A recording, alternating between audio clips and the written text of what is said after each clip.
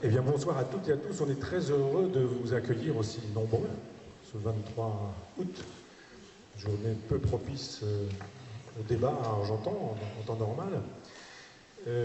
Merci à tout le monde et à mon ami notaire de Chambois, et au maître Frappa, qui est venu avec quelques amis. Je suis très heureux qu'au-delà des occasions partisanes, on puisse venir débattre, parce que c'est le souci que j'ai dans tous les domaines, y compris en politique. Et je souhaiterais pouvoir vous dire ce qui a amené Arnaud ce soir parmi nous. Jean-Luc et moi cherchons depuis longtemps l'occasion de faire un restaurant de réinsertion dans cet endroit qui est le jardin dans la ville. Et nous avons rencontré Roland Castro, ancien gauchiste célèbre de mai-68, psychanalysé par Lacan, et qui n'était pas d'accord avec ce que j'avais écrit sur Freud, et je souhaitais qu'il puisse nous dessiner le bâtiment. Et puis on a parlé de politique, et puis il m'a demandé où j'en étais politiquement, etc. etc. Et lui m'a demandé ce que je pensais du PS. Je ne voudrais pas être désagréable, je vais dire que ce que j'ai dit d'agréable, et je disais que je trouvais très bien ce qu'Arnaud Montebourg disait ces temps-ci sur la démondialisation. Et j'ai entendu Arnaud un soir chez François-Olivier Gisbert, dans une émission où il avait été convaincant. Et on a eu l'occasion d'en parler, Roland Castro et moi, parce que je pensais qu'effectivement, il fallait que le Parti Socialiste, qui a quand même laissé tomber le peuple depuis 83, qui a eu beaucoup plus de soucis de l'Europe libérale que des petites gens, des gens modestes, des travailleurs, je trouvais bien donc qu'au Parti Socialiste, enfin, une voix puisse s'élever et parler des dommages causés par le libéralisme, par le marché qui faisait la loi. C'est très bien le marché, mais le marché ne doit pas faire la loi partout. Le marché ne doit pas faire la loi à l'école, à l'hôpital, dans les casernes. Il y a des choses qui sont bien plus importantes, l'intérêt national, l'éducation des enfants, la santé publique, etc. etc. Et donc Roland Castro m'a dit « vous ne voulez pas faire partie de son comité de soutien, vous ne voulez pas en faire une émission de télé, ce serait bien que vous soyez dans le public, ce serait bien que... » Du calme, voyons ce qu'on peut faire ensemble. Et Roland Castro m'a dit que Arnaud faisait une tournée française dans l'esprit de l'histoire de France, c'est-à-dire en allant dans un certain nombre d'endroits qui étaient symboliques. Demain, par exemple, Arnaud part à 6h du matin pour être à Oradour-sur-Glane. Et je me suis dit, effectivement, avec Roland, qui devait venir aujourd'hui pour voir un peu à quoi ressemblait l'endroit, pour pouvoir éventuellement dessiner ce fameux bâtiment, on avait pensé effectivement que l'Université populaire du goût, Jardin dans la ville, ce lieu de réinsertion sociale, enfin c'était un lieu qu'on pouvait présenter à Argentan, parce qu'il y a une autre façon de faire de la politique que la politique politicienne. Et j'avais l'impression qu'avec l'Université populaire et Jardin dans la ville, c'était une belle occasion, que je dirais proudhonienne. J'ai souhaité qu'on puisse faire deux rencontres cet après-midi. C'est Aquilino Morel qui s'est occupé de cette journée-là avec moi. On a réfléchi un petit peu à ce qui pouvait se faire. Et avec Jean-Luc, on avait pensé que ce serait bien qu'Arnaud puisse rencontrer des victimes de l'amiante, des ouvriers. Et puis, on a fait une table ronde sur ce sujet-là. Et puis, une deuxième table ronde consacrée à la question de la santé publique, de l'hôpital en général et de l'hôpital d'Argentan en particulier. On a la chance avec Michel Renaud, qui est ici présent dans la salle, d'avoir un directeur d'hôpital efficace, pertinent, dynamique. Sans lui, l'hôpital d'Argentan ne serait sûrement pas d'abord ce qu'il est, mais peut-être même pas encore existant. Et vous ne le savez peut-être pas, mais il y a beaucoup de médecins étrangers qui ne peuvent pas exercer correctement parce que leurs statuts sont pitoyables du fait de la politique d'immigration actuelle. Et ce sont des gens qui font un véritable travail de médecin, à qui on demande de repartir, comme s'ils avaient brûlé des voitures, incendié des magasins ou pillé ou je ne sais quoi, alors qu'ils contribuent à la santé publique et au maintien d'une santé publique dans les hôpitaux de province. Donc on a fait un deuxième débat, une deuxième table ronde sur ce sujet-là cet après-midi. Ce dîner républicain avec vous. Et puis ce débat qui vous appartient. Donc l'important c'est qu'on se dise deux ou trois choses et puis que très vite vous puissiez avoir la parole pour que chacun puisse poser les questions qu'il a l'intention de poser. Ici, vous savez, la parole est libre. J'ai retrouvé un vieux copain d'école, Jean-Luc Lecoeur, qui est avec moi à l'école en pension, et il m'a dit « j'ai quelques questions, j'aimerais bien que tu les poses à Arnaud Montebourg ». Je dis « tu les poseras, c'est mieux que tu puisses les poser toi, et toutes les questions sont bienvenues. N'ayez aucune crainte, vous pouvez vous lever, prendre la parole, personne ne vous reprochera de ne pas bien dire ou de ne pas bien formuler. On est là tous ensemble pour débattre de la démondialisation, du sens de la candidature d'Arnaud Montebourg au je vais dire au présidentiel, mais non pas encore, aux primaires, pour désigner le candidat socialiste. Donc je vais poser quelques questions à Arnaud, et puis Jean-Luc aura quelque chose à vous dire et à vous lire, mettre en perspective le programme d'Arnaud et le programme du CNR, du Centre national de la résistance, qui est un grand moment d'histoire de France dont on parle assez peu. On connaît bien la Révolution française, on connaît bien la Commune, on connaît bien le Front populaire, etc. Mais assez peu le programme du CNR, assez peu le rôle du général de Gaulle et du Parti communiste à cette époque-là, des socialistes et de cette dynamique nationale, une autre façon de faire la Révolution française ou de faire la Révolution en France. Et de fait, Jean-Luc a trouvé de beaux textes qu'il vous lira tout à l'heure et il assortira sa lecture de quelques questions. Alors, j'ai entendu l'autre jour Arnaud à sa fête de la Rose, et on lui demandait de commenter l'affaire Strauss-Kahn, et il a répondu « Je ne commente pas les faits divers ». Donc il ne sera pas question ce soir de faits divers. Il sera question de politique, au sens noble du terme, et quelques-uns s'interrogent sur ce qu'est la démondialisation. Est-elle possible? Qu'est-ce que la démondialisation? Est-ce qu'aujourd'hui, dans le contexte de mondialisation qu'on nous présente comme jadis, comme un horizon indépassable, c'est Sartre qui nous disait à une époque que Marx et le marxisme constituaient un horizon indépassable. Aujourd'hui, c'est l'Europe libérale, c'est le marché faisant la loi, c'est la mondialisation. On nous dit rien n'est possible en dehors de ça. Et Arnaud Montebourg dit si quelque chose est possible. Arnaud, qu'est-ce qui est possible? Merci. Merci à Michel et à tous ceux qui l'entourent dans cette belle réalisation pour leur invitation, pour cette belle journée passée aux côtés d'expériences concrètes, de gens qui ont quelques problèmes en ce moment avec la République ou avec l'économie, ou parfois les deux. Merci aussi de faire en sorte que ces primaires soient celles des citoyens. Elles ne sont pas l'apanage d'un appareil, d'un parti. Et c'est la première fois dans l'histoire de la République qu'un parti a décidé de partager avec les citoyens, sans distinction, qui se déclarent en sympathie avec l'objectif de victoire de la gauche, la désignation d'un candidat et les orientations évidemment, il va porter. C'est une révolution démocratique. Je crois qu'il est important d'en prendre conscience, et ce genre de débat où on sort des cercles habituels de la vie publique, auxquels nous, les élus, nous sommes habitués, où on discute avec des penseurs, des acteurs, des gens qui ont besoin de comprendre dans quel monde ils cheminent, jusqu'où ils peuvent aller, et où la primaire citoyenne, qui va se dérouler dans 7 semaines, est le moment privilégié que nous avons conçu pour que les citoyens se réapproprient la politique. La politique, ce n'est pas une scène de théâtre avec des marionnettes, des gens qui se disputent et qui seraient en quelque sorte en train de jouer une pièce qui ne concernerait pas la population. La politique, c'est l'organisation de la cité, ce sont les choix que nous pouvons faire ensemble, et le fait qu'il y a un rapport entre l'abstention, le rejet du système politique, la résignation, la démoralisation de notre pays, qui se pense lui-même plus petit que la Suisse, incapable de résister ou d'agir dans les différents périls qui se présentent, comme il est d'ailleurs normal dans un monde en profonde mutation, périls terroristes, écologiques, financiers et bien d'autres. Nous subissons et nous avons le sentiment de devoir en quelque sorte nous résigner à une sorte d'ordre naturel qu'évoquait à l'instant Michel. Je crois que dans la période actuelle, dans le monde tel qu'il a été conçu pendant 40 ans et qui est en train de s'écrouler sous nos yeux, le devoir des citoyens, des gens, des représentants que nous sommes, modestes, là où nous sommes en tout cas, là où l'histoire et la géographie nous a placés, et de retrouver le droit de choisir et d'affirmer des préférences et de dire qu'il faut savoir choisir ensemble et de le faire. Moi, je suis un avocat défroqué, j'ai été dans ma jeunesse très engagé dans mon métier, j'étais un militant socialiste. Donc dans mon métier, je pratiquais le socialisme comme dans nos vies, dans nos conseils municipaux, dans les associations.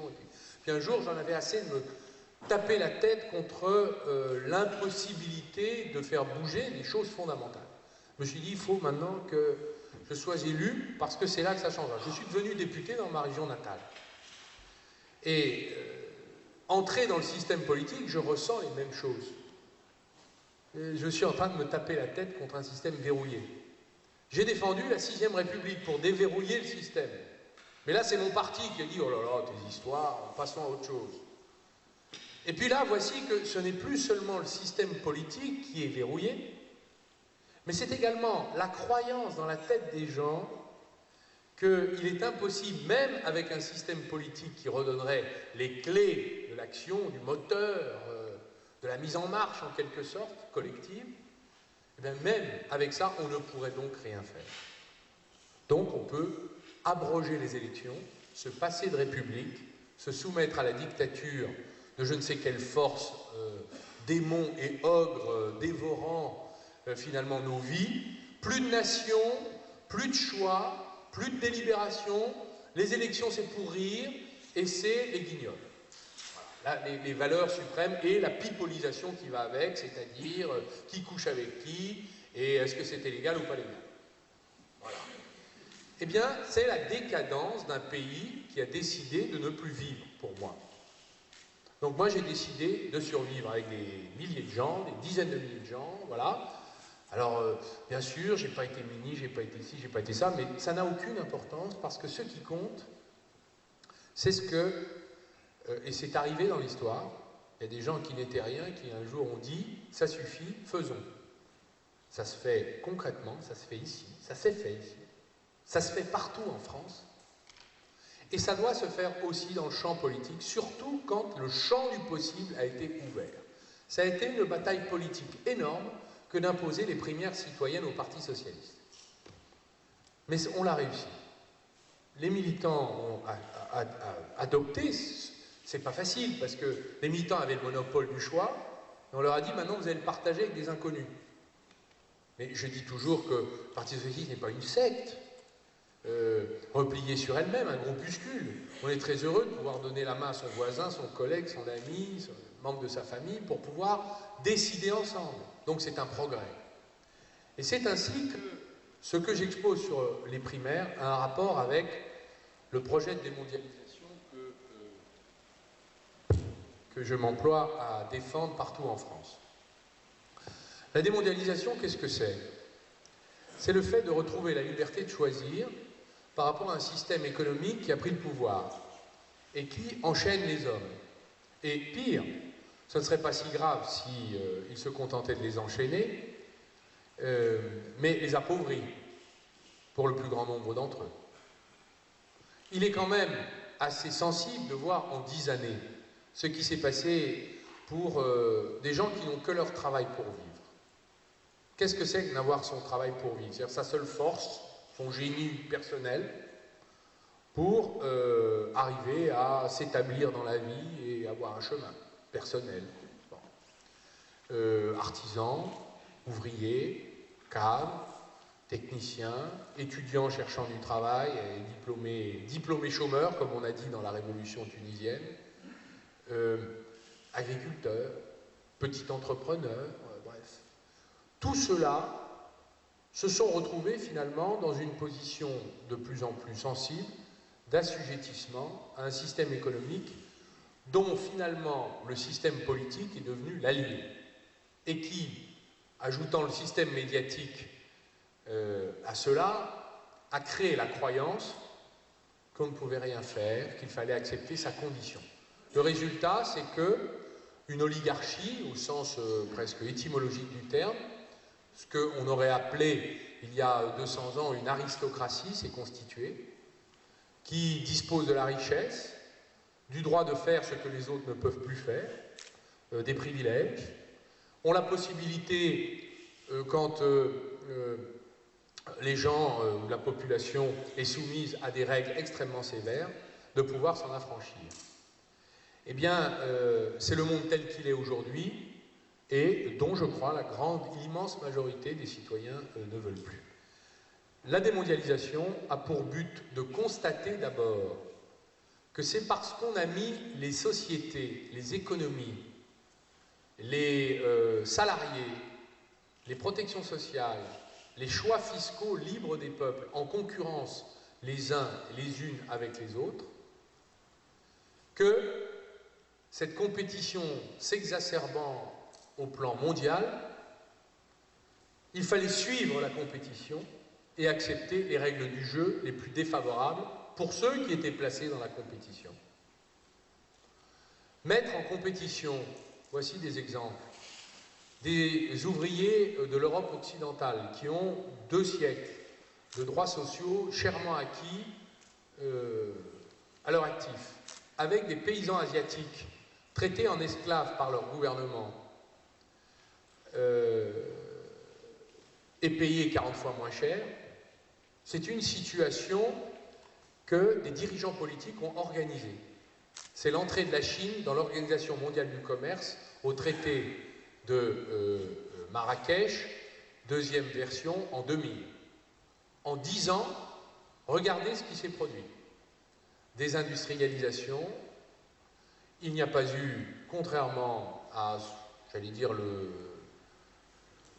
la présentation un peu marketing que la Chine fait d'elle-même, d'augmentation de pouvoir d'achat dans ce pays à 1,2 milliard, 200 millions d'habitants, telle que la Chine a pu en quelque sorte se transformer, se développer socialement. Les excédents ont été, du fait de cette concurrence, accumulés d'abord par les entreprises transnationales qui en ont d'abord profité, et puis par les dirigeants chinois qui ont accumulé des excédents qu'ils n'ont toujours pas redistribués, dictature le permettant, aux millions, dizaines, centaines de millions de ces salariés esclavagisés et qui sont aujourd'hui les concurrents directs de tous les autres pays du monde.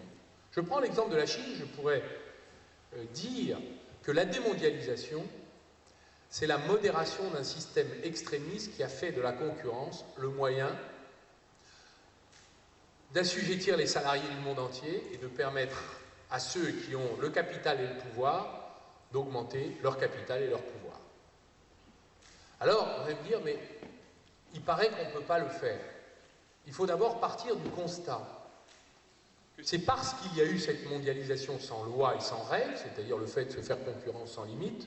Je dis souvent, c'est le cas de la finance également, pas seulement de l'industrie. Nous votons des lois politiquement décidées sur l'environnement, les droits sociaux, sur le respect des substances vénéneuses ou nuisibles à l'environnement dans l'alimentation, dans les molécules chimiques qui servent à bâtir des jouets, etc. À quoi servent ces lois? Servent ces lois si il est possible de les violer par la compétition et qu'aucune limite ou aucune sanction n'est fixée dans le commerce mondial contre des produits qui contiennent de l'esclavage, de la violation des droits sociaux, de la violation du droit environnemental, de la violation de la sécurité sanitaire, et qui peuvent donc venir concurrencer de façon déloyale, presque délinquante, les produits que nous fabriquons sur nos territoires. Dans un produit, il y a une société qui s'exprime. Il y a des droits sociaux, il y a de la retraite dans cette bouteille, il y a du respect du droit de l'environnement, il y a une histoire et une géographie, il y a des décisions politiques, il y a même eu les conséquences peut-être de révolte sociale dans certains endroits, de lutte sociale certainement. Donc, accepter que cette bouteille soit concurrencée par cette bouteille, qui est exactement la même, mais où il y a de l'esclavage, des gens qui se font massacrer quand ils se révoltent, l'interdiction de se syndiquer, la violation des accords de Kyoto sur le réchauffement de la planète, eh bien la concurrence devient déloyale. Donc qui perd? Eux ne gagnent rien, car ils n'ont pas le droit d'en profiter. Et eux, ils perdent. Donc qui a gagné entre les deux? Je crois que vous le savez. Si on est d'accord là-dessus, il faut inventer, construire les mécanismes de la reconstruction. Moi, j'assume le terme de protectionnisme. C'est un mot interdit dans le langage politique. Ouh, que c'est pas beau. Vous voulez la guerre de 39-45, car le protectionnisme a mené à la guerre. Première affirmation. Ouh, le protectionnisme, c'est horrible, vous voulez vous protéger, vous replier sur lui, vous êtes donc le péniste. Ouh, le protectionnisme, il y a un mauvais mot, c'est que vous avez tellement mauvais, vous avez si peu confiance en vous, que vous avez besoin d'ériger des barrières, des lignes maginaux derrière lesquelles vous allez protéger votre médiocrité. Vous n'êtes donc pas un optimiste qui croyait dans vos capacités. Médiocre, le péniste et arriéré, quoi, en somme. Voilà la critique. Je voudrais vous dire que, d'abord, toutes les grandes nations mercantiles pratiquent le protectionnisme. Nos concurrents directs, et y compris ceux qui produisent avec l'agressivité que nous connaissons, les États-Unis d'Amérique, l'Inde, le Canada, le Brésil, la Chine, la Corée, pratiquent le protectionnisme. Pourquoi le font-ils? Ben parce qu'ils sont intelligents et qu'ils le font dans l'intérêt de leur industrie et dans l'intérêt de la protection de leur modèle économique, social, presque sociétal. Ils défendent la part des choix qu'ils ont voulu mettre dans leur, j'allais dire, dans leur système productif. Il y a une seule zone dans le monde qui s'est interdit par des traités le protectionnisme à l'égard du reste du monde. C'est l'Union européenne. Pourtant, savez-vous que l'Union européenne est la première puissance au monde? Si vous additionnez les 27 pays, les PIB, les capacités financières, les taux d'épargne, les capacités commerciales, le nombre d'ingénieurs, le nombre de diplômés, nous sommes la première puissance mondiale devant les États-Unis et devant la Chine. Nous, dans notre tête, nous ne sommes que la France. Donc on dit, mais la France ne peut rien. Oui, mais l'Europe peut tout et n'a rien fait. Et la seule puissance qui n'a jamais décidé de s'organiser par rapport au reste du monde est l'Union européenne. Nous sommes les naïfs du village global. La démondialisation est un objectif visant à réorienter l'Union européenne pour la mettre au niveau de ses concurrents, de protéger les acquis de notre histoire, de nos choix, la liberté de nos choix. Si nous voulons avoir des hauts niveaux de salaire, nous ne sommes quand même pas obligés de nous aligner sur les salaires et le dumping social pratiqué par des pays concurrents. Si nous voulons améliorer la qualité des droits sociaux attachés à la production économique, c'est notre liberté, nous pouvons la protéger et la défendre. Et si nous voulons améliorer la qualité de vie des gens, des consommateurs, le droit à l'environnement, eh bien c'est notre liberté et notre choix. Le protectionnisme, pratiqué par nos concurrents, a pour objectif de protéger leurs choix. Mais pourquoi devrais-je accepter les leurs, sous prétexte que par idéologie, je refuserais de protéger ma production industrielle, agricole, intellectuelle, technologique, financière? La démondialisation, c'est donc d'assumer dans le débat public la nécessité du protectionnisme que pratiquent tous les autres. Alors c'est très simple, vous voulez des mesures concrètes? Bien écoutez, il faut aller les chercher chez Obama, chez la nouvelle présidente brésilienne qui vient de taxer, bonne nouvelle, intéressant, c'est un exemple concret, les iPhones ou les iPads, les tablettes, viennent d'être taxés par le gouvernement du Brésil à un très haut niveau, et l'Argentine vient de voter la même loi. La réponse d'Apple, qui a été frappée par cette mesure discriminatoire, nous n'en disconvenons pas, eh bien c'est qu'Apple a décidé de localiser une usine de production au Brésil, où Apple vendra des produits qui respecteront l'esprit de la société brésilienne, qui contiendra la part du niveau de droits sociaux que les Brésiliens se seront votés avec le parti de Lula. Parce que figurez-vous que même les Chinois et la puissance économique levante de la Chine est en train d'araser même les conquêtes que d'autres pays du Sud ont pu bâtir dans la dernière période économique. Ce que les Brésiliens font, pourquoi ne le ferions-nous pas? Alors, vous allez me dire, oui, mais comment peut-on faire dans une élection nationale pour convaincre les Européens de le décider? Ben d'abord, il faut l'affirmer. Moi, je constate que les interdits ne sont pas encore levés. Donc cette élection primaire, c'est le moment, j'ai constaté d'ailleurs que cette idée est majoritaire, puisqu'elle a été testée par l'association des économistes qui luttent contre le libre-échange, qui a détruit beaucoup de vies de Français, parce que je ne vous ai pas parlé des dégâts, mais on pourrait en dire un mot. Je suis allé hier dans le Puy-de-Dôme, dans une exploitation agricole.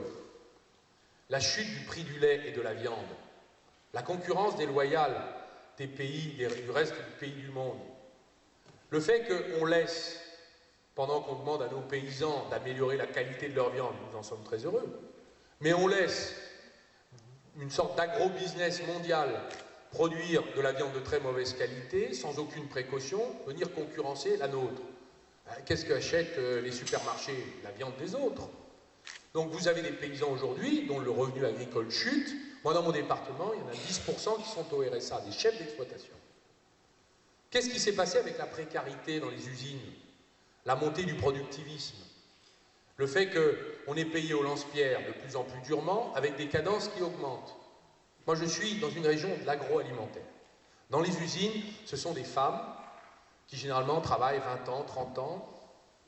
C'est difficile d'aller plus loin parce que très vite apparaissent les troubles musculo-squelettiques. Qu'est-ce qu'elles racontent dans leur vie d'ouvrière? Et très fières de l'être. Elles disent, il y a encore 10 ans, on avait des patrons humains.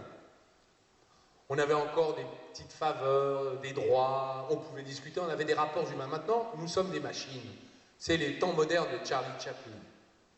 Et nous n'avons même plus le droit de nous plaindre. Et quand nous avons des dégâts dans notre chair, dans notre corps, nous sommes face à une sécurité sociale qui rechigne à reconnaître les maladies professionnelles dont nous sommes l'objet. L'affaire de l'amiante de cet après-midi en est une autre illustration. Nous pourrions multiplier à l'infini. Qu'est-ce que c'est que ces jeunes qui entrent dans les entreprises quand ils réussissent à se faire embaucher et dont on ne paye même pas les heures supplémentaires? Comment, finalement, la dureté économique, ce que d'autres ont appelé l'horreur économique, est devenue pour la vie quotidienne des gens qui n'ont que leur travail pour vivre et n'ont pas d'autre choix que de vivre de celui-là, est devenue une peine. Alors que d'une certaine manière, dans une période précédente, ça aurait pu être libérateur et non pas oppresseur. Le travail a été dévalorisé, à tel point qu'il n'est pas payé. Eh bien ça, c'est la conséquence de la mise en compétition sans limite, sans foi ni loi, dans un système mondialisé. Et je n'ai pas parlé de la finance, je n'ai parlé que de la production économique, du système productif. Je répondrai volontiers à vos questions sur les questions d'actualité, bien sûr. Sur la question financière, je propose des mesures de démondialisation financière, c'est-à-dire de reprise du contrôle de l'économie financière qui domine l'économie productive désormais.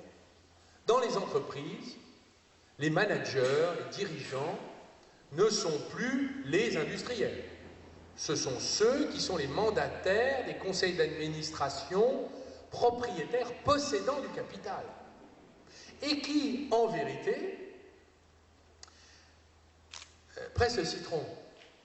Dans les entreprises, on a demandé, ces dernières années avant la crise, des taux de ce qu'on appelait les Return on Equity, ROE, c'est-à-dire les retours sur investissement de 15% l'an.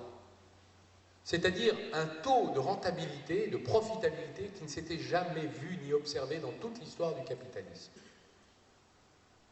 Eh bien, les conséquences de ça, c'est l'écrasement des salaires, la limitation de la masse salariale, l'augmentation de la productivité, les atteintes des droits des salariés dans leur chair, dans leur vie, dans leur corps, les accidents du travail, etc., etc. Et la profitabilité jamais partagée. Je citerai un dernier chiffre. L'année dernière, les entreprises du CAC 40, qui ont profité de ce système mondialisé, ont réalisé 80 milliards de profits, c'est-à-dire de bénéfices. 55% ont été réinvestis, 40% a été distribué sous forme de dividendes, donc 40% de 80 milliards, on n'est pas très loin de 35 milliards, et 5% a été redistribué aux salariés sous forme de hausse de salaire. Vous croyez que ce système-là peut continuer longtemps? Et quand des salariés se révoltent, se mettent en grève, disent on n'est pas d'accord, entament un mouvement, on leur dit continuez comme ça, nous délocalisons. Donc la démondialisation, ce sont des mesures de sanctions économiques contre les produits des entreprises qui délocalisent. Ce sont également des mesures de taxation des produits qui contiennent de la déloyauté, de la délinquance dont je parlais tout à l'heure. Savez-vous par exemple qu'on contrôle 99% des êtres humains qui se présentent à une frontière? Mais on contrôle 0,4% des marchandises qui se présentent à une frontière. On pourrait imaginer un rééquilibrage en faveur de l'humain et un peu moins en faveur de l'économie. Allez dans les ports de France, ici on est dans une région côtière et maritime, il est intéressant de voir les montagnes de containers, personne ne sait ce qu'il y a dedans, ça entre, ça sort. La mondialisation, c'est ça. Le premier porte-container au monde transporte en permanence sur les océans du monde l'équivalent du PNB du Mali, en un voyage. On produit à 20 000 km des choses qu'on produisait ici auparavant. Et c'est là que la question écologique, et c'est ma conclusion, est centrale et stratégique. Si nous souhaitons imaginer un monde où nous pourrions consommer autrement, produire autrement, assumer la sobriété énergétique et même la sobriété dans la consommation, imaginez qu'on puisse produire à l'endroit où on consomme. Nous imaginons bien que la mondialisation est condamnée. Et c'est la raison pour laquelle je dis souvent, avec beaucoup d'exemples à la clé, que la démondialisation a commencé. Partout dans les pays du Sud, dans les pays du Nord, les États ont décidé d'engager des politiques visant à remonter les salaires, moins se consacrer à l'exportation et davantage au marché intérieur, et donc à produire de plus en plus pour leurs consommateurs, et donc satisfaire des besoins qui ne l'étaient pas. Et c'est un sujet tout à fait fondamental. Qu'est-ce que nos dirigeants disent aux dirigeants chinois, dirigeants européens, disent aux dirigeants chinois, s'agissant de la protection sociale? Vous avez des milliards d'excédents. Que faites-vous de vos excédents acquis dans les années de l'acquisition des parts de marché de la Chine sur le reste du monde dans l'industrie? Vous êtes devenus l'atelier du monde, mesdames et messieurs les dirigeants chinois, il n'y a pas de femmes, messieurs les dirigeants chinois. Pourquoi n'avez-vous pas utilisé ces excédents à créer une retraite, une assurance maladie pour les travailleurs chinois, à améliorer l'éducation, protéger contre les atteintes à l'environnement, et donc redistribuer et investir dans la population? Vous auriez remonté les niveaux de salaire et vous auriez créé un marché intérieur et tout le monde aurait été gagnant. Les pays du Nord, les pays du Sud, vos clients comme vos travailleurs. Ça aurait été beaucoup moins de tensions, moins de dégâts industriels chez nous et plus de satisfaction sociale chez vous. La démondialisation, c'est cette réorientation-là. Elle a été inventée il y a 10 ans par un penseur, un sociologue philippin qui s'appelle Walden Bello. C'est une pensée qui vient du Sud. Elle n'est pas une pensée donc égoïste de repli nationaliste. Elle est une pensée altruiste et internationaliste, car elle pense que nous pouvons avoir en partage entre les pays du Nord et du Sud la préférence pour les salaires plutôt que les dividendes, la préférence pour la protection des intérêts du travail et son prix, plutôt que la surrémunération du capital qui ne mène nulle part, si ce n'est à la crise que nous sommes en train de vivre, qui est une crise de surproduction, qui reproduit en quelque sorte celle de la Grande Dépression de 1929, là où vous n'avez finalement pas assez d'argent pour consommer ce qu'on produit de plus en plus, eh bien cela provoque un affaissement économique. Monsieur Ford, qui a inventé, il était célèbre, il a inventé le Fordisme. Il disait « je paye mes salariés pour qu'ils puissent acheter mes voitures ». Eh bien, le système économique de la mondialisation, à force d'écraser les salaires, les travailleurs, les salariés du monde entier au nord et au sud, n'a plus assez distribué de salaires pour consommer ce qu'on produisait de façon débordante. Que s'est-il passé? La finance a inventé le crédit facile, le surendettement, les subprimes. Et les pouvoirs politiques ont dérégulé, ont autorisé, ont permis, parce qu'il ne fallait pas se poser la question de l'écrasement des salaires, ont permis la déréglementation financière qui a provoqué la bulle financière, l'explosion de la crise 2008-2009 et l'effondrement du système. Quand il a fallu ensuite amener, ou plutôt lorsqu'il a fallu s'apercevoir que les banques étaient en train de faire faillite à cause de leur imprévoyance, sont les États qui sont portés au secours. Donc la dette privée que les banques avaient créée est maintenant dans les comptes des États. Et ce sont les marchés, avec les opérateurs issus des banques que les contribuables du monde entier ont secourus, qui sont en train de spéculer sur la dette publique des États. Pour transférer le fardeau sur les classes moyennes et les classes populaires, c'est-à-dire recommencer le même système, on est en train de vous vendre des règles d'or, des traités de Maastricht qui datent de 20 ans, qui n'ont jamais marché, mais qu'on est en train de ressortir, et on est en train de vous amener à considérer que c'est encore de votre faute. Le moment, maintenant, est venu de réfléchir et de changer. La démondialisation, ce sont des mesures radicales contre la finance. J'en ai proposé 12 dans mon discours de Frangy. Je les ai adressés aujourd'hui où il se tenait un bureau national au Parti socialiste exceptionnel sur la question de la crise. J'ai envoyé à chacun des candidats et au premier secrétaire par intérim l'ensemble de ces propositions. Je vais vous les lire et je m'arrêterai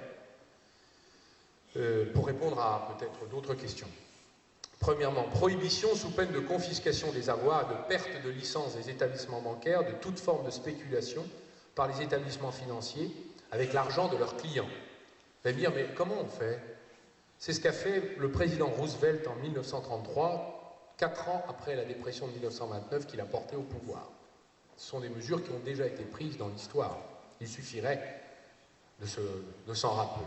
2. Fermeture des filiales des établissements financiers situés dans les paradis fiscaux avec rapatriement obligatoire des avoirs appartenant aux ressortissants français sur le sol national avec non-opposabilité du secret bancaire. C'est une mesure qui parle d'elle-même. 3. Séparation obligatoire des activités entre les banques de dépôt et les banques d'investissement. Ça veut dire qu'on va couper les banques en morceaux. Elles ne pourront plus utiliser vos dépôts pour jouer en bourse. Voilà. Alors ça, c'est une mesure qu'a prise le président Obama, par exemple. 4. Mise sous tutelle des établissements bancaires exerçant sur le territoire, sans indemnité du trésor public, je précise, avec entrée dans le conseil d'administration de représentants du gouvernement et des usagers du crédit, les entreprises et les ménages. Les banques ne financent plus l'économie. Elles sont d'ailleurs un vecteur de défiance aujourd'hui. Et lorsqu'un jour, j'ai défendu cette mesure depuis 2 ans, depuis le début de la crise.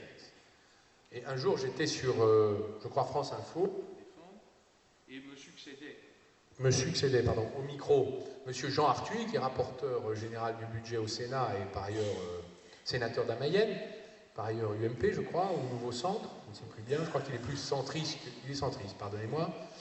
Et M. Arthuis a dit, mais c'est une mesure tout à fait justifiée, la mise sous tutelle des banques, puisque nous sommes, nous, contribuables, les assureurs en dernier ressort.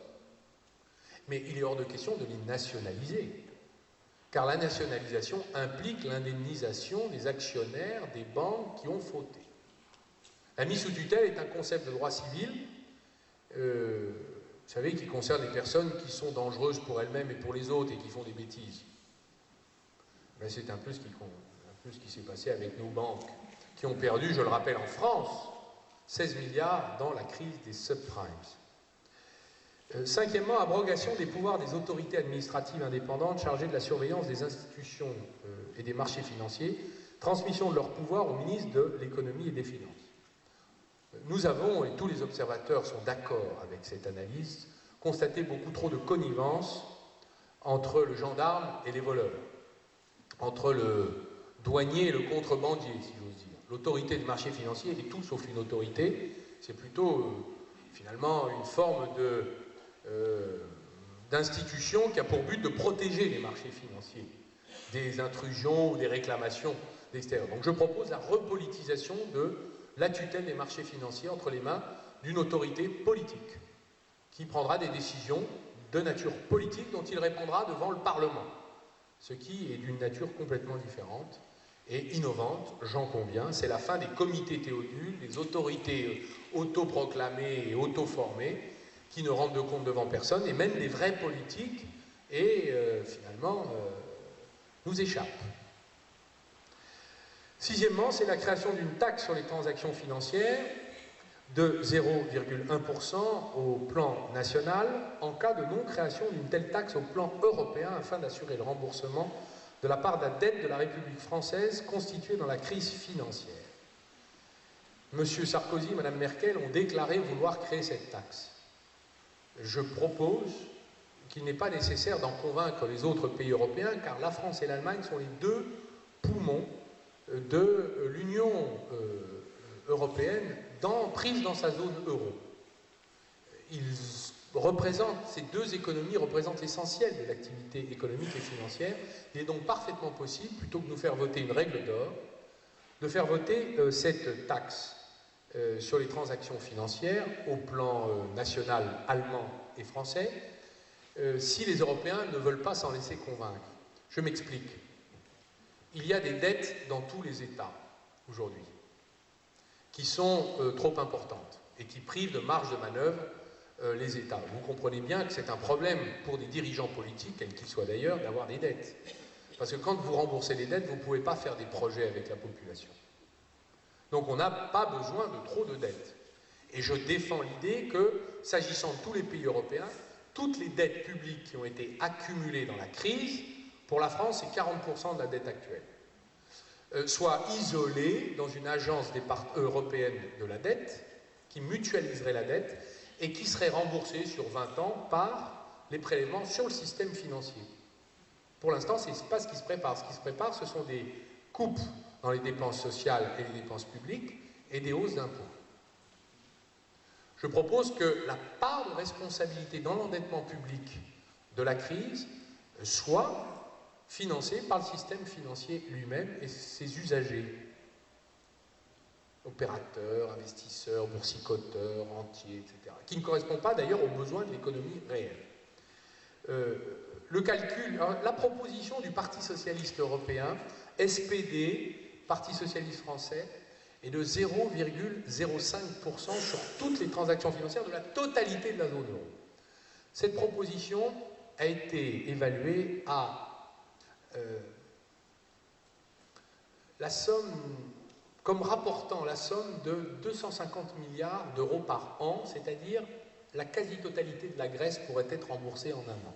Donc avec ce dispositif, il n'y a plus de crise des dettes souveraines et des dettes publiques. Septièmement, obligation d'investir tout ou partie de l'épargne collectée par le système bancaire dans l'économie nationale ou européenne. Nous avons un taux d'épargne formidable, nous le gaspillons. C'est une ressource dans la mondialisation d'avoir un haut niveau d'épargne. Nous le laissons partir dans le système financier, s'utiliser à des fins tout à fait improductives, pendant que, autour de nous, les entreprises, les entrepreneurs, de toute qualité d'ailleurs, même les grosses PME n'arrivent pas à trouver du crédit à se financer. Il faut donc réorienter l'usage de l'épargne et le ramener sur les territoires, là où l'économie travaille et a besoin d'oxygène économique. Huitièmement, salaire maximum fixé par la loi des traders, courtiers et dirigeants des institutions financières. C'est une mesure qui me paraît naturelle, vu les abus auxquels on a constaté, et qui parle d'elle-même. Neuvièmement, démantèlement des agences de notation en interdisant aux investisseurs institutionnels d'y avoir recours, en les contraignant d'évaluer les risques par eux-mêmes et en punissant les conflits d'intérêts dont les agences sont coutumières.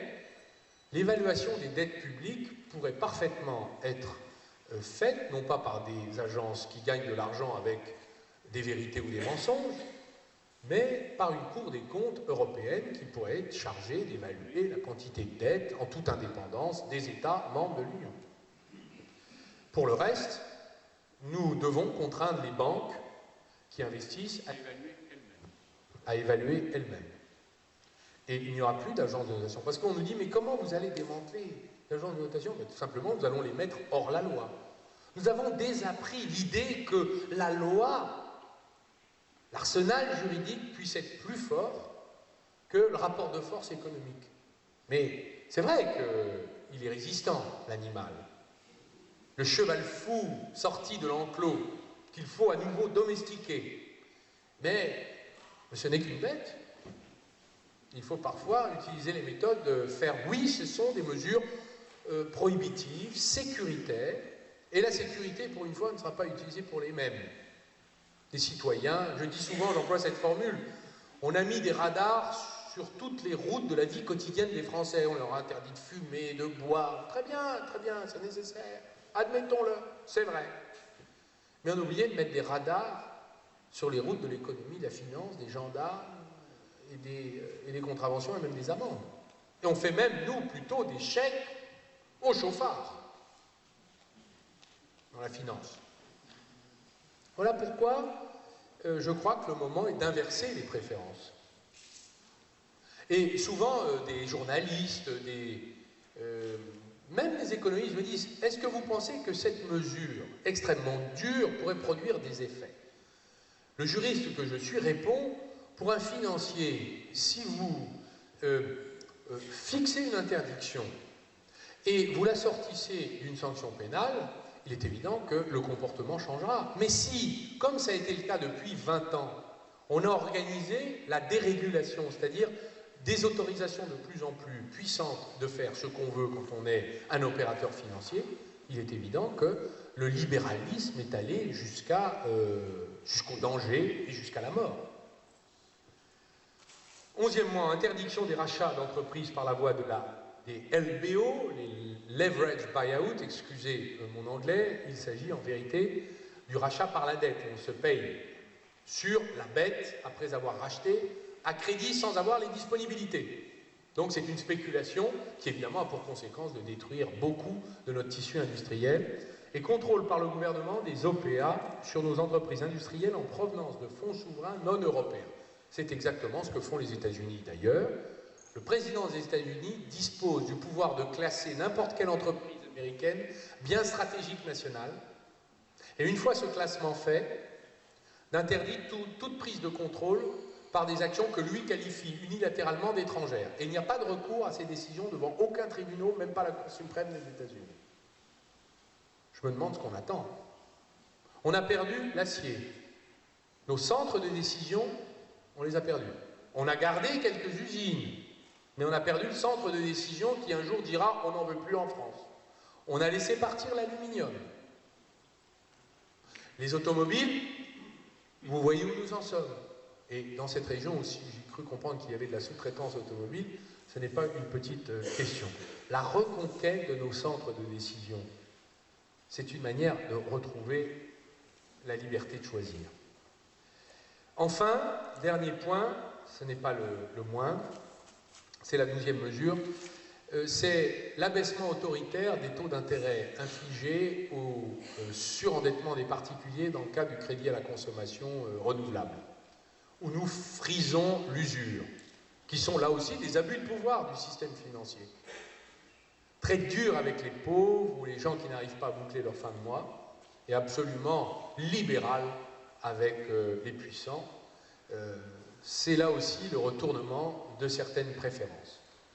Ce sont des propositions, évidemment, qui, si elles étaient mises en œuvre, elles l'ont été dans certains pays, elles sont applicables dans certains autres aujourd'hui, et elles le seront de façon inéluctable, car nous ne pourrons pas continuer à être enchaînés à un système financier surpuissant qui assujettit les gouvernements, les États et les peuples.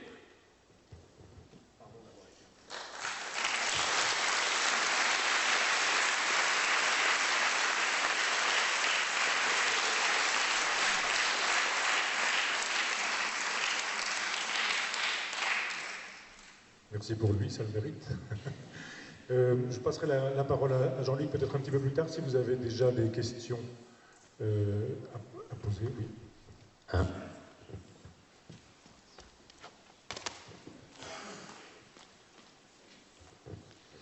Eh bien, je voudrais remercier Arnaud Montebourg pour ce brillant exposé. Et comme j'ai consulté l'avenir de mon boule de cristal, je viens d'apprendre qu'il va être le candidat élu aux primaires organisées par le Parti socialiste. Donc, je l'en félicite, mais aussitôt je m'inquiète sur son équilibre mental. Car demain, vous voilà donc le candidat du Parti socialiste, dont 95% des membres sont des neveux et nièces de tonton, qui depuis 1983 a pris des positions qui n'ont radicalement rien à voir avec le propos de ce soir. Comment est-ce que Arnaud Montebourg peut être le candidat demain du Parti socialiste avec des positions qui sont diamétralement opposées au libéralisme du dit Parti socialiste?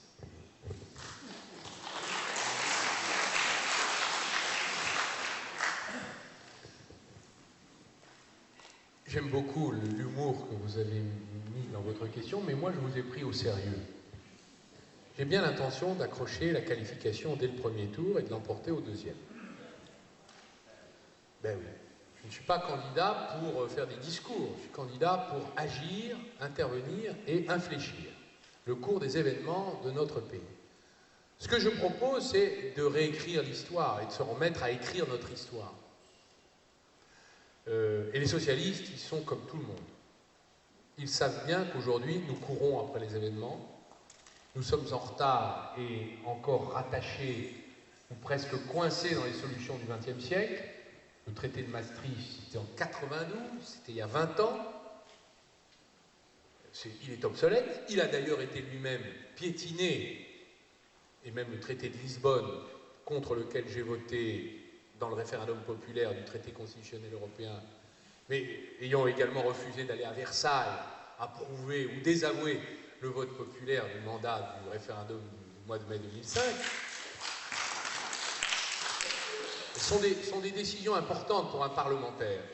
Je fais partie des 19 députés qui n'ont pas approuvé, je n'ai pas voté contre parce que je n'étais pas contre, mais n'a pas approuvé, donc je me suis abstenu. Nous étions dissidents et je me souviens à l'époque, en 2004, mon président de groupe n'a pas voulu me donner du temps de parole pour que je puisse exprimer ma position avec mes camarades. Nous étions 19 à n'avoir pas accepté l'idée de l'élargissement de l'Union européenne sans conditions, avec des conditions qui allaient augmenter la concurrence économique à l'intérieur de l'Union, créant finalement deux fronts de concurrence dont je parlais tout à l'heure, à l'intérieur et à l'extérieur. On ne s'est guère trompé, quand est arrivée l'affaire du traité constitutionnel européen, souvenez-vous, le Parti socialiste avait quand même une très forte minorité qui était opposée à ce traité. J'en ai fait partie. Je n'ai pas fait campagne contre mon parti parce que je ne voulais pas briser l'unité qui avait été constituée dans le vote démocratique interne au sujet du référendum et qui avait fixé la position du Parti socialiste sur le oui. Mais je crois que le Parti socialiste va devoir réviser ses positions. Et il y viendra, forcément. Parce que les marchés financiers, par exemple, sont eux-mêmes si oppresseurs maintenant et ont pris tant de poids et d'emprise que, en cas de victoire de la gauche, chacun a compris qu'ils nous feront immédiatement payer le prix du libre exercice par le corps électoral de la République française de vouloir faire autre chose que ce qu'eux exigent et qu'ils auront obtenu des gouvernements de droite qui viennent de se succéder. Et donc, ils vont commencer à menacer de dégrader la note, de renchérir le prix du crédit, etc. Nous allons donc vivre une période inéluctable de confrontation entre le pouvoir politique issu des urnes et le pouvoir financier qui n'a aucune légitimité mais qui a la puissance. Et c'est ce que j'ai dit à mes camarades, je l'ai dit à François Hollande. J'ai essayé de l'expliquer à Martine Aubry. Je le répète dans tous mes discours. La confrontation est inéluctable. Il est hors de question qu'on la perde. Parce que sinon, il n'y aura pas de projet socialiste. Il n'y aura même pas le socialisme. Non pas de l'accompagnement. Celui-là est révolu et a été condamné partout. C'est le socialisme du blairisme. Il n'y aura même pas le socialisme de la redistribution, qui pour moi, avec un système financier et une mondialisation aussi impitoyable, intraitable, ne peut plus se réaliser. Il est condamné à l'impuissance. Vous pouvez faire tous les programmes que vous voulez, sur la retraite, sur la maladie, sur l'amiante, vous pouvez accumuler les promesses. comme on faisait au bon vieux temps de Mitterrand, ou même encore, on pouvait encore le faire à l'époque de Lionel Jospin. Mais si vous n'avez pas décidé de vous attaquer au système économique, nous serons vaincus et condamnés à nous trahir. C'est pourquoi les socialistes, s'ils veulent être socialistes, devront choisir entre la confrontation pour le rester ou l'abandon en attendant leur défaite. Et je crois qu'il y a un instinct de survie chez les socialistes. Ils ont envie de le rester. Voilà. Et c'est pourquoi je crois qu'ils évoluent, ils ont déjà évolué, ils évolueront encore. Alors il y a dans le projet socialiste, et même dans la déclaration commune entre le SPD d'il y a 2 mois et le Parti socialiste, des éléments de démondialisation. Ils ne sont pas complets, ils sont insuffisants, mais ça progresse. Ce sont des idées qui progressent. Voilà pourquoi les primaires sont le moyen, finalement, de faire entrer par les portes et les fenêtres l'opinion publique de gauche, et même de tous les républicains. J'ai déclaré dans le journal des Échos que mon projet pourrait convenir à un gaulliste sincère. Le général de Gaulle ne disait-il pas que la politique de la France ne devait pas se faire à la corbeille? On a oublié ce que c'est que la corbeille, pour les jeunes générations. C'était ce lieu où les courtiers en bourse, sur le marché du palais Brognard de la bourse, échangeaient leurs actions. Aujourd'hui, la politique de la France se fait sur les marchés financiers. C'est un abandon en race campagne de ce qu'a été la grandeur de la France, une certaine idée de la France, c'est-à-dire finalement un pays qui n'est pas soumis à d'autres intérêts, d'autres puissances. Toute l'histoire de la République, ça a été la lutte contre les puissances qui voulaient assujettir à d'autres intérêts que l'intérêt général le peuple. Les puissances féodales d'abord, dans la construction monarchique, les puissances cléricales ensuite, lors de la construction de la République, et voici les puissances financières lors de l'apparition de la mondialisation. Le combat sera rude, il sera aussi fort et puissant que l'ont exigé ces moments difficiles dans la construction de notre histoire. Mais si la France veut rester la France, c'est-à-dire non pas un canton suisse, non pas un timbre-poste sur la planisphère mondiale, non pas une molécule dans l'océan du monde, mais la France, une nation politique qui écrit son histoire et qui parle au reste du monde, elle sera obligée de démondialiser.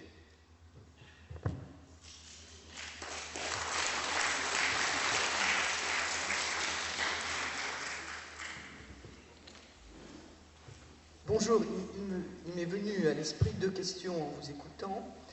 En même temps qu'un refrain d'une vieille chanson de Paul Vaillant-Couturier, il y a trop de tout, c'est pour ça que je n'ai rien. Il y a trop de tout, c'est pour ça que je n'ai rien, disait Paul Vaillant-Couturier entre les 2 guerres.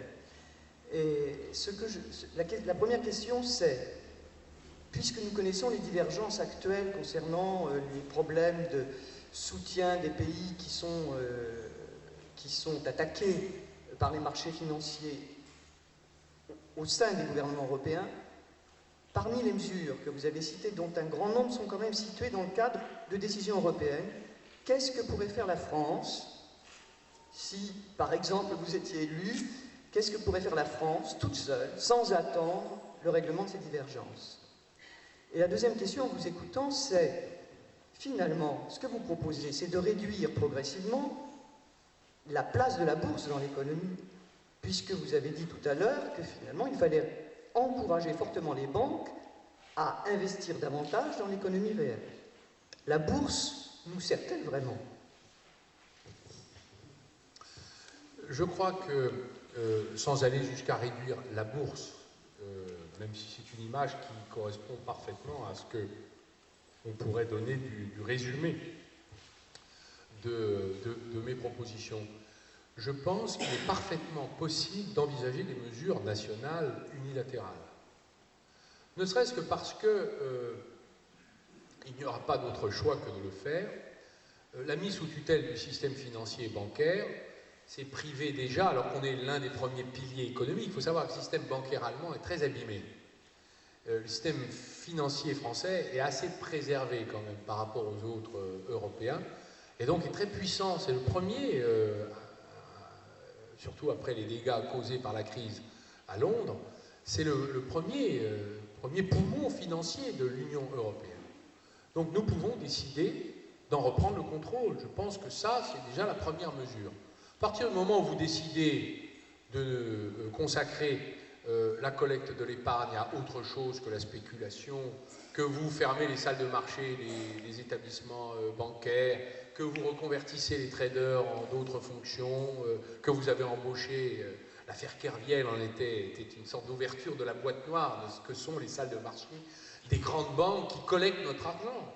Dès lors que vous coupez en morceaux les banques et vous dites toi tu fais ça, toi tu feras autre chose, et toi troisième tu te consacreras à telle activité, donc il y aura de la défaisance, nous pouvons faire une sorte de big bang financier dans notre pays en remettant la finance au service d'économies réelles de ceux qui travaillent. Et à partir de là, vous savez, si nous voulons réussir la révolution technologique écologique et verte,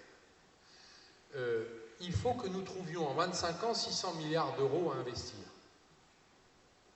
Regardez dans quel état est notre système financier, complètement tourné sur des fonctions improductives, et notre système financier public est criblé de dettes. Comment voulez-vous qu'on trouve 600 milliards à investir dans les nouvelles technologies qui vont produire les emplois de demain, avec un paysage pareil? Il n'y aura pas d'autre choix, je crois, que de remettre de l'ordre et d'y mettre bon ordre.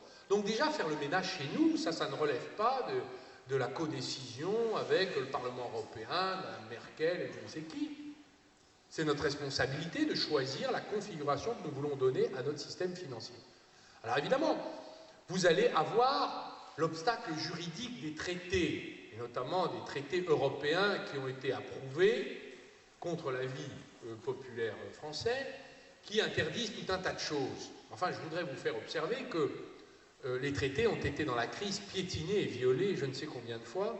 C'était interdit, par exemple, de monétiser la dette, ils ont monétisé la dette. C'était interdit pour la Banque Centrale Européenne de reprendre la dette des États, et la Banque Centrale Européenne a violé le traité de Lisbonne. Donc, ce traité est obsolète par rapport à la crise.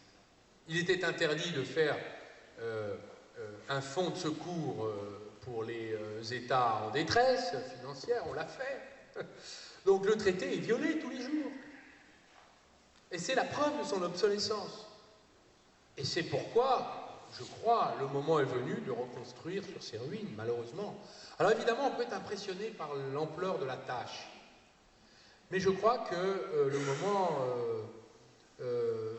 est venu où on sent que l'histoire est en train de frapper à la porte. C'est le moment de se lever, de réfléchir ensemble et d'agir. Sinon, vous paierez pour tous ces gens qui nous ont mis dans cette situation, et ça se terminera très mal. Vous savez, dans les années 30, la grande crise de 29, je voudrais qu'on revienne sur cette période. Parce que d'abord, elle a beaucoup inspiré mon travail. Je l'ai étudié avec quelques amis historiens de l'histoire économique. Les démocraties qui ont été intraitables avec leur système financier ont survécu. Les démocraties qui ont été faibles, elles ont péri dans le chaos du nazisme, fascisme, guerre civile. Les Européens ont été faibles, ils ont connu l'extrémisme. Et vous connaissez lequel, vous connaissez la suite de l'histoire. Les Américains, eux, ont mis de l'ordre par des mesures extrêmement sévères. Le New Deal, relisez le penseur du New Deal de cette époque, qui s'appelle M. Keynes. Les économistes de la période actuelle sont tous d'accord pour désavouer systématiquement toutes les décisions prises par les dirigeants européens. Personne ne les écoute. Pas même parfois les dirigeants de gauche. Relisez Fitoussi, je crois, ce matin, qui est le président de l'OFCE, il nous fait la leçon, il fait la leçon aux dirigeants de gauche. Tout le monde s'intéresse aux dettes, alors que le problème, c'est le chômage. C'est comme ça que, évidemment, la population s'appauvrit, continue à s'appauvrir, et va s'appauvrir, et que beaucoup de gens ne croiront plus dans la politique. encore moins dans l'économie, et que vous allez assister à une dérive extrémiste de notre pays, et avec des résultats dont nul ne peut prévoir l'issue. Donc cette élection primaire et présidentielle est fondamentale, puisqu'elle va donner l'orientation, la dominante. Si la dominante c'est, écoutez, on va réaliser les critères de Maastricht, comment voulez-vous d'ailleurs que nous l'emportions à cette élection? S'il n'y a pas de différenciation entre la gauche et la droite, c'est la même politique, c'est-à-dire celle exigée par les marchés financiers. Donc je crois que la démondialisation est une force qui se lève, qui monte. Ce livre a été vendu, on me dirait, c'est parce qu'il n'est pas cher, il est à 2 euros. J'ai dit, il y a des livres à 1 euro qui ne sont jamais vendus. Celui-là, s'il se vend, c'est qu'il intéresse quand même. On n'achète pas un livre. Il y a même des livres gratuits qu'on ne lit jamais. Mais là, c'est un livre payant qu'on lit, je me réjouis. Bon, je ne vais pas vous faire un petit sketch de De Vos, je n'ai pas le talent, mais vous voyez que ce mot qui s'est installé en 4 mois, qui est repris par des économistes, je peux dire que ce mot est soutenu par Bernard Maris, Emmanuel Todd, Jean-Luc Gréau, et le programme, bien sûr, qu'il implique, hein, Jean-Luc Gréau, l'ancien économiste du MEDEF, Paul Jorion, regardez, Emmanuel Todd, regardez tous les... je ne parle même pas d'Edgar Morin, qui parle de la démondialisation comme moyen de modérer l'extrémisme du système économique.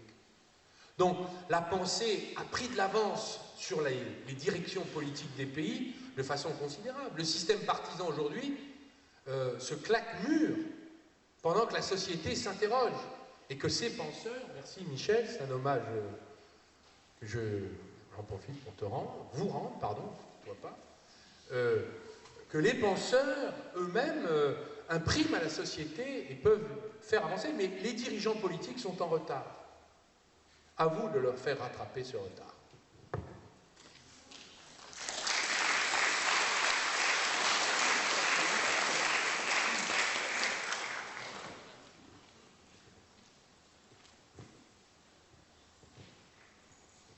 Oui, bonsoir. J'ai bien entendu le début de votre discours où vous avez tout d'abord évoqué le fait que l'Europe était la première puissance économique mondiale, et puis depuis un quart d'heure, vous tapez sur l'Europe. Alors je voudrais, soit je vous ai mal compris, soit je voudrais que vous soyez un peu plus précis sur votre vision de l'Europe, primo, et secondo, à l'issue de votre réponse, j'aimerais à nouveau avoir le micro pour avoir l'occasion de vous dire si vous m'avez convaincu ou pas. Merci.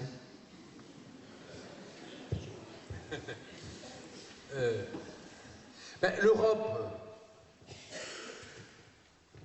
est nécessaire, nous en avons besoin, mais son contenu est une catastrophe, puisqu'elle nous détruit. C'est tout le problème c'est une forme d'ambivalence d'ailleurs, et de contradiction que nous avons en permanence à gérer. Nous avons besoin de l'Europe, mais pour le moment, l'Europe se retourne contre les Européens. Donc comment voulez-vous que les Européens en aient envie et veuillent la défendre? Comment voulez-vous qu'un député de la République, comme je le suis depuis 15 ans, qui n'a connu que des déconvenues par rapport aux choix politiques que l'Europe a portés, puisse aujourd'hui dire « je suis un Européen BA, donc je prends tout ». Vous savez, c'est comme quand on a construit la République. Les Républicains, face à la monarchie, étaient unis, et ils acceptaient tout de la République, même ses excès, au moment de sa construction. Et puis est arrivé un moment où les Républicains se sont divisés sur la question de savoir quel projet on portait. La droite monarchiste a disparu, c'est devenu la droite républicaine. Et à partir de là, on a eu des débats démocratiques à l'intérieur de la République. Eh bien, le traité constitutionnel européen est le point de départ de l'ouverture du débat démocratique entre ceux qui sont tous européens, mais qui, d'un côté comme de l'autre, enfin en tout cas pour moi, veulent d'autres projets à l'intérieur de l'Europe. Parmi ces projets, il y a la démondialisation. Donc le sujet, ce n'est pas est-ce qu'on est pour ou contre l'Europe, le sujet c'est comment on arrive à faire que cette Europe serve aux populations européennes, et pas seulement aux entreprises transnationales, serve les droits sociaux, pas seulement le commerce, faut faire les deux, le commerce, mais pas seulement.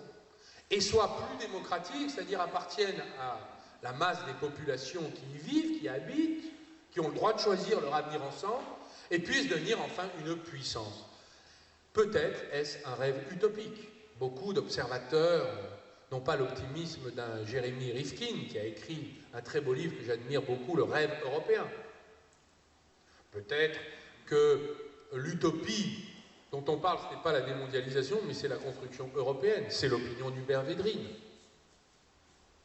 Est-ce que, en étant finalement sceptique sur cette utopie de fédération d'États-nations qui aurait besoin, paraît-il, de se fédéraliser, moi, j'ai déjà un outil fédéral, c'est la Banque Centrale Européenne, mais sur lequel je n'ai aucune prise, comme citoyen, comme parlementaire national, et si j'étais parlementaire européen, et même Premier ministre d'un des pays européens, je n'aurais pas plus de prise sur cet outil fédéral. Nous avons des biens communs, des biens publics communs en gestion commune. Mais il n'y a pas de contrôle démocratique sur leur usage. La frontière, la monnaie, ce sont des biens communs. La frontière, on en fait un usage stupide. Nous sommes une passoire, la belle affaire. La monnaie, tous nos concurrents, les Chinois, les Américains, utilisent la monnaie comme outil de manipulation politique. Et nous, qu'est-ce qu'on fait? On la laisse filer. Alors on est pour l'Europe, mais on n'est pas pour celle-là. Donc il va falloir assumer la confrontation au sein de l'Union pour redéfinir les enjeux, les projets et se remettre d'accord. C'est l'objet d'ailleurs de mon petit chapitre de la confrontation avec l'Allemagne. J'écris que la démondialisation passera par l'Allemagne. C'est là que ça se passe. Et je crois que les socialistes allemands sont assez sensibles à ces révisions déchirantes.